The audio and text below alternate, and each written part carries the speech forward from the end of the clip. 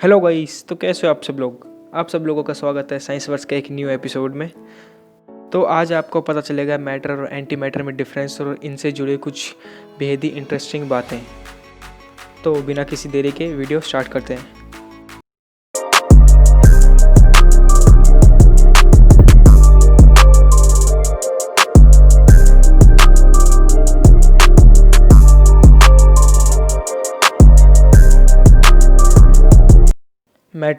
Matter क्या होता है? मैटर वो होता है जिसके पास मास होता है और जो कि स्पेस घेरता है। अब आप सब लोग ये सोच रहे होंगे कि ये क्यों बता रहा है, ये तो हमें भी पता है। कुछ इंटरेस्टिंग बताना, तो रुको जरा सबर करो। इन 400 BC तो एक महान ग्रीक फिलोसोफर थे जिनका नाम था डिमोक्रिटस। इन्होंने सबसे पहले एटम्स का यूज़ करा था। ये पहले व्यक्ति थे जिन्होंने ये सोचा था कि एटम नाम का कुछ एग्जिस्ट करता है।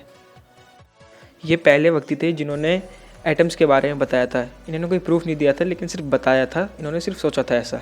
इन्होंने बोला था अगर तुम कोई मैटर का पीस ले लो और उसको डिवाइड करते रहो तो एक ऐसा पॉइंट आएगा जहाँ पे तुम उसको डिवाइड नहीं कर सकते। तो इन्होंने ऐसा बताया था। डिमोक्रिटस के बाद फिर कई 1200 साल बाद जाके 1800 में 1800 में डाल्टन आए, जिनका पूरा नाम जॉन डाल्टन था।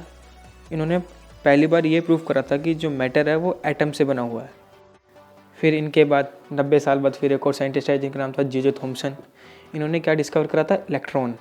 और बताया था कि जो इलेक्ट्रॉन होता है ये एटम के चारों ओर रिवॉल्व करता है और ये 1000 गुना हल्का होता है हाइड्रोजन के एटम से। फिर आए 1910 में अर्नेस्ट रदरफोर्ड। इन्होंने डिस्कवर करा था न्यूक्लियस, जो कि क्या था? Positively charge. इलेक्ट्रॉन क्या था? Negatively charge. और न्यूक्लियस क्या था? Positively charge.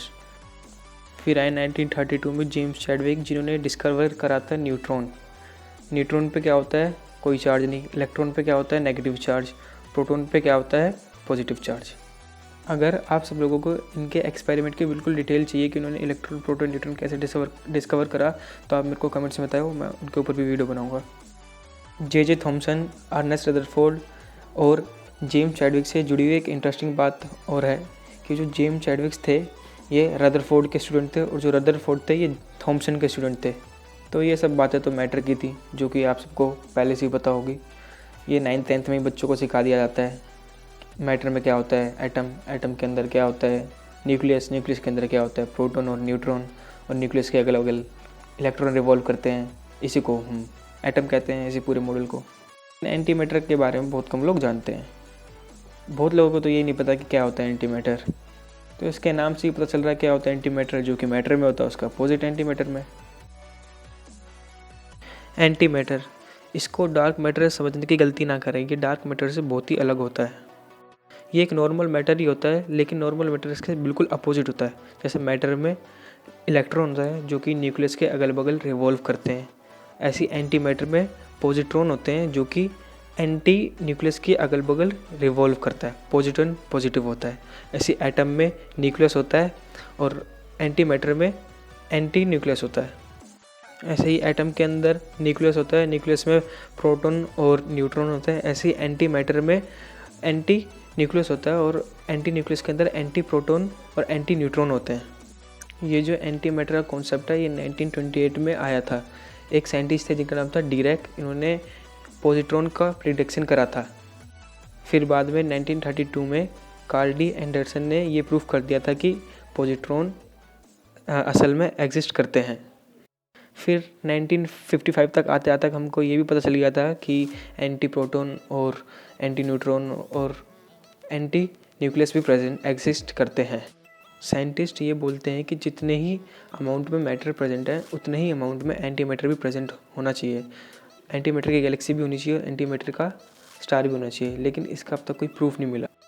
Production of anti matter, ये हमको आर्टिफिशियली भी बनाना पड़ता है और ये हमको नेचुरल भी मिलता है। नेचुरल कैसे मिलता है? नेचुरल में भी बहुत तरीक़ों से मिलता है, लेकिन मैं आपको मेन बताऊंगा। पहला, ये रेडियो एक्टिव आइसोटोप्स के डिके से मिलता है। जब रेडियो एक्टिव डिके होता है तब पॉजिट्रॉन्स और एंटी न्यूट्रॉन्स तैयार होते हैं। इसका जीता जाता एग्जाम्पल है पोटेशियम 40। आर्टिफिशियली कौन बनाता है?